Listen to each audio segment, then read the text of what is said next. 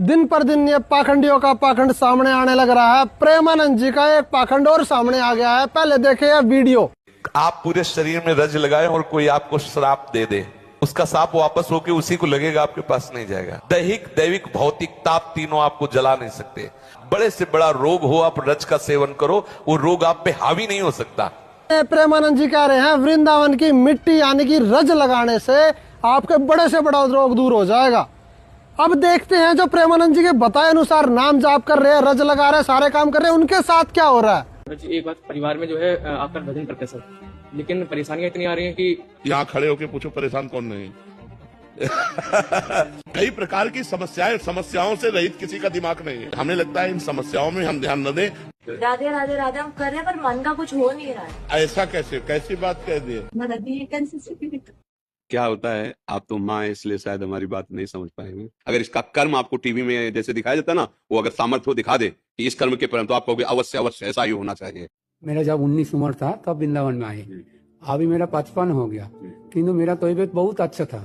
किंतु अभी 20 दिन हो गए भूखा रहा था, भूखा से शरीर दर्द कर रहा है। अभी मेरा शुगर पकड़ लिया, तो इसका क्या कोई अपराध हुआ मेरे से? नहीं, मेरे कोई हुआ? ये तो बहुत शुगर बढ़ गया ना, अभी मरना ही तो है। हाँ, मरना तो है, बस अब चिंता क्या करें। जो वृंदावन में 36 साल से रह रहा है उसको रोग हो गया। प्रेमानंद जी की जो भक्ति कर रहे हैं उनके परिवार में अशांति है, कोई लाभ नहीं मिल रहा। और प्रेमानंद जी कह रहे हैं कि इन रोगों को भूल जाओ, मरना तो है ही, नाम जाप करते रहो। बाबा जी क्या करे, जैसे किसी को रोग है, किसी को दर्द है, तो डॉक्टर के पास जाए। आशीर्वाद से नहीं ठीक होता। जिसके पेट में दर्द है वो कैसे भजन करेगा? पहले उनका दुख दूर हो फिर वो भजन करेगा। पाखंड केवल है और कुछ नहीं, सच्ची बात तो हमसे मान लो।